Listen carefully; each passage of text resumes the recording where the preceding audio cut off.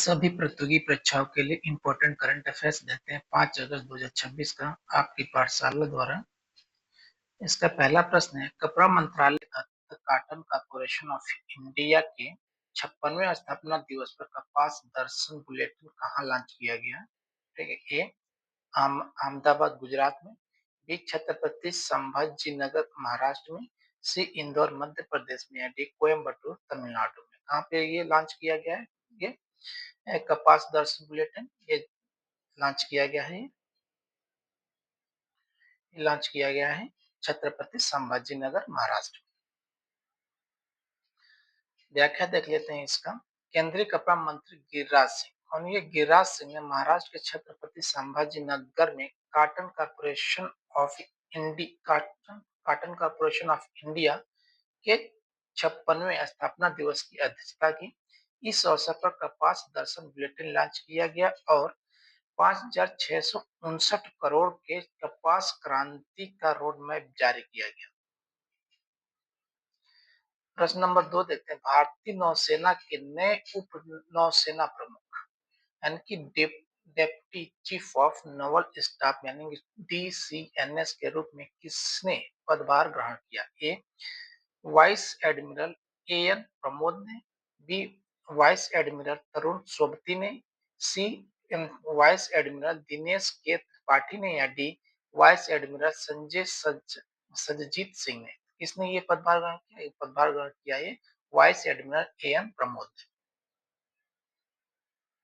Vice admiral AN Pramod ने भारतीय नौसेना के उप नौसेना प्रमुख का पदभार ग्रहण संभाला। उन्होंने वाइस एडमिरल तरुण सोबती का स्थान लिया, जो 38 वर्ष से अधिक की सेवा के बाद 31 जुलाई 2026 को सेवानिवृत्त हुए।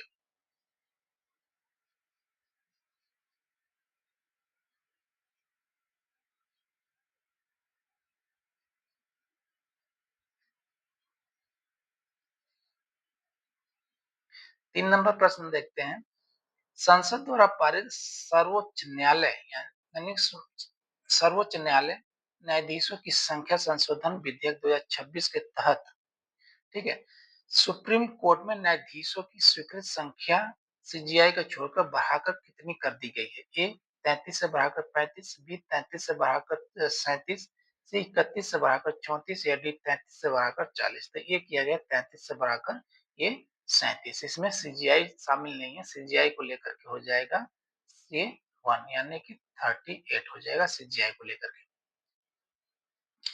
लोकसभा द्वारा पारित विधेयक के अनुसार सर्वोच्च न्यायालय न्यायाधीशों की संख्या अधिनियम 1956 में संशोधन कर मुख्य न्यायाधीश को छोड़कर अन्य न्यायाधीशों की संख्या 33 से बढ़ाकर 37 कर दी गई है। ठीक है, चीफ जस्टिस इंडिया सहित कुल कितने 38 हो जाएगी। प्रश्न नंबर 4 देखते हैं, प्रधानमंत्री नरेंद्र मोदी ने किस स्थान पर स्वामी विवेकानंद की 1892 की ऐतिहासिक यात्रा की स्मृति में विवेका स्मारक स्वामी विवेकानंद सांस्कृतिक युवा केंद्र का उद्घाटन किया? ए मैसूरू कर्नाटक में, बी बेलगावी कर्नाटक, सी कन्याकुमारी तमिलनाडु, या डी शिलांग मेघालय में। तो कहाँ पे? ये मैसूरू कर्नाटक में, ऑप्शन ए। प्रधानमंत्री ने अपनी कर्नाटक यात्रा के दौरान मैसूरू में विवेका स्मारक यानी Swami Vivekananda Nanda cultural youth centre का उद्घाटन किया। यह स्मारक नवंबर 1892 में स्वामी विवेकानंद के मैसूरू यात्रा की स्मृति में स्थापित किया गया है।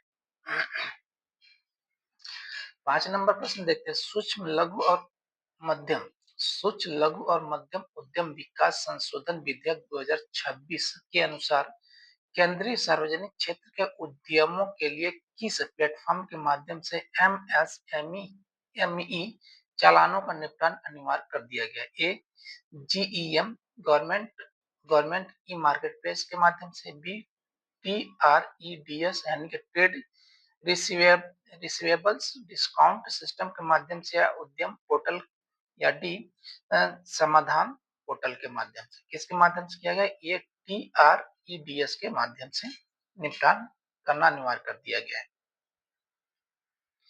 राज्यसभा द्वारा पारित एमएसएमईडी संशोधन विधेयक 2026 के तहत सभी केंद्रीय सार्वजनिक क्षेत्र के उद्यमों को एमएसएमई से की गई वस्तु और सेवाओं की खरीद के सभी इनवॉइस का निपटान टीआरईडीएस प्लेटफॉर्म के माध्यम से करना अनिवार्य कर दिया गया है।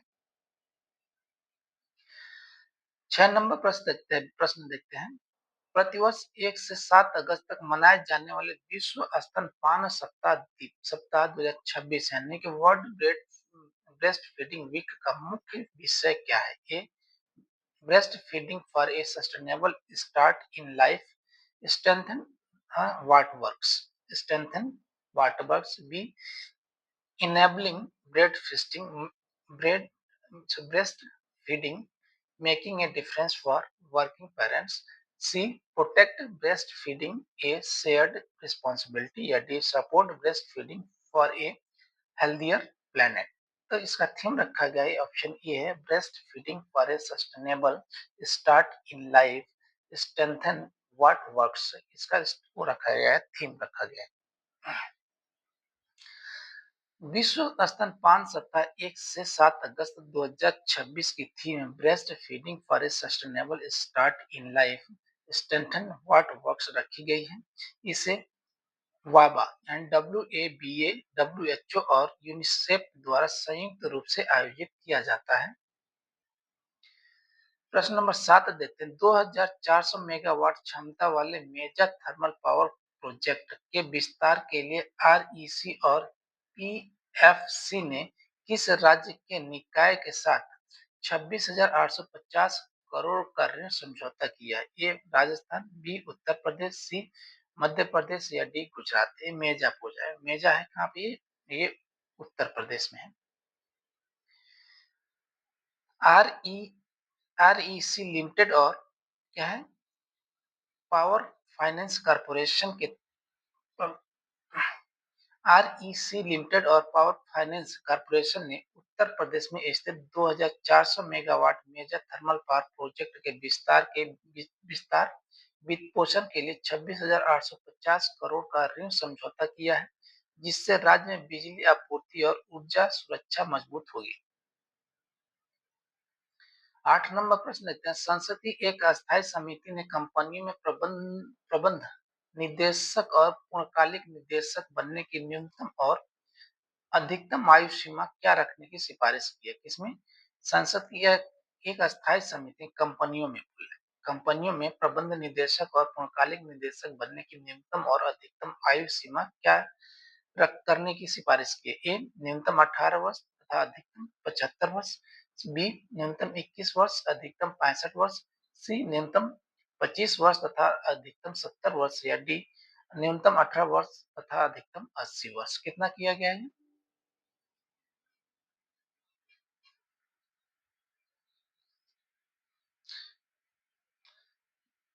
इसको किया गया है न्यूनतम, ये न्यूनतम क्या है? 18 वर्ष और अधिकतम 70 वर्ष। ऑप्शन कौन सा है?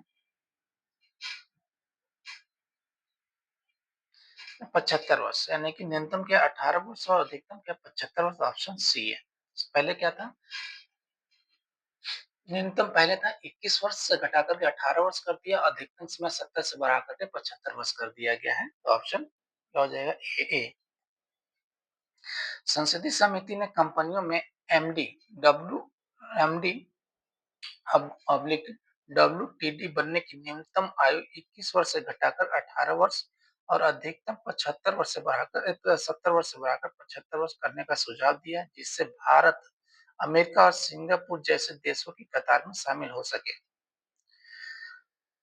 प्रश्न नंबर 9 देखते हैं। परीक्षा में पेपर लीक और धांधली से जुड़े मामलों की त्वरित सुनवाई के लिए किस उच्च न्यायालय ने 25 विशेष फास्ट ट्रैक अदालतें स्थापित की हैं? ए, इलाहाबाद उच्च न्यायालय, बी, बॉम्बे उच्च न्यायालय, सी, दिल्ली उच्च न्यायालय या डी, पटना उच्च न्यायालय। कौन सा न्यायालय है?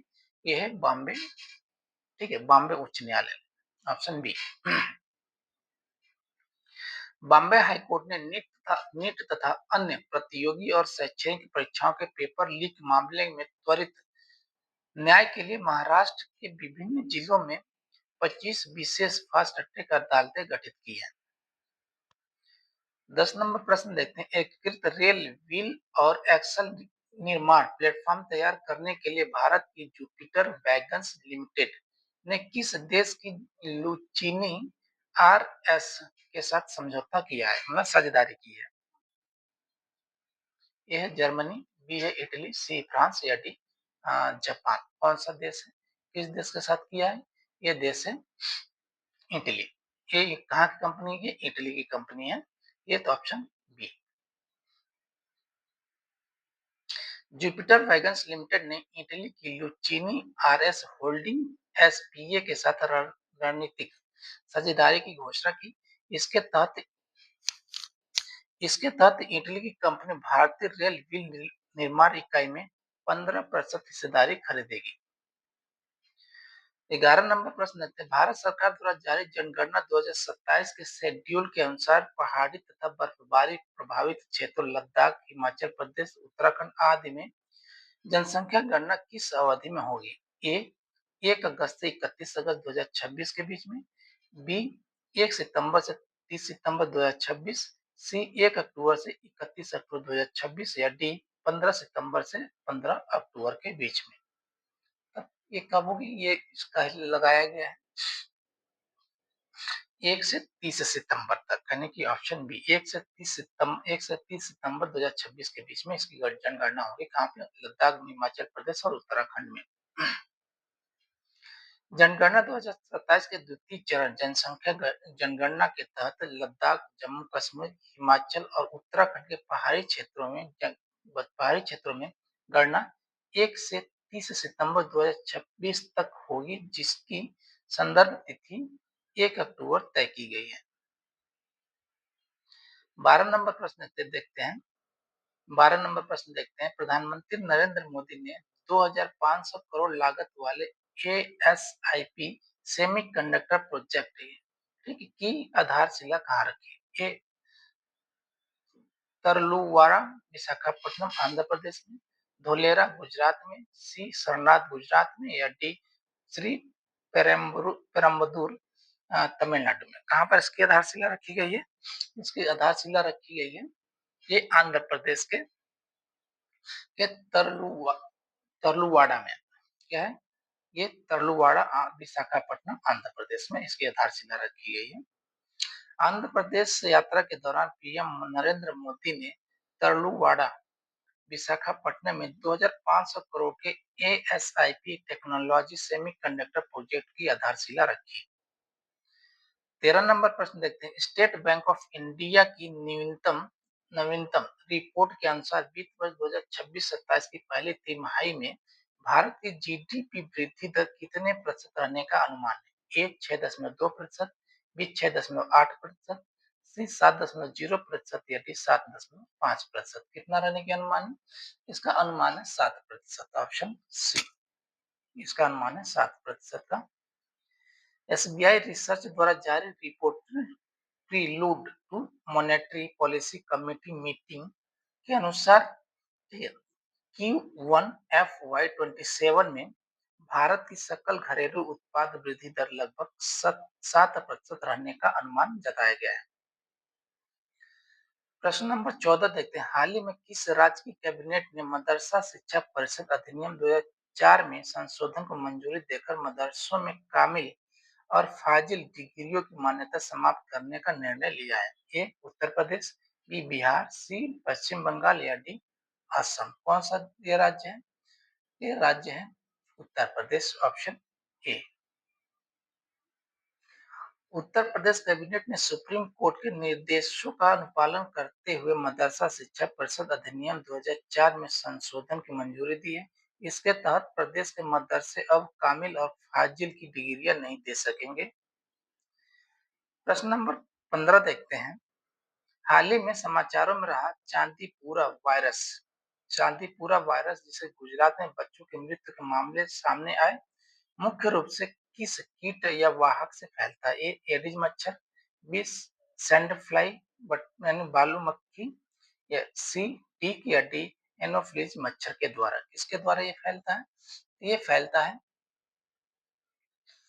या सैंड फ्लाई सैंड फ्लाई से यानी कि बालू मक्खी से, ये ऑप्शन बी। इस सैंड फ्लाई से ये वायरस फैला। चांदीपुरा वायरस राब्डोविरिडे राब्डोविरिडे परिवार का एक वायरस है जो मुख्य रूप से सैंड फ्लाई बालू मक्खी के काटने से फैलता है। यह 15 वर्ष से कम आयु के बच्चों को प्रभावित करता है और मस्तिष्क शोथ इंसेफेलाइटिस का कारण बनता है। धन्यवाद जी।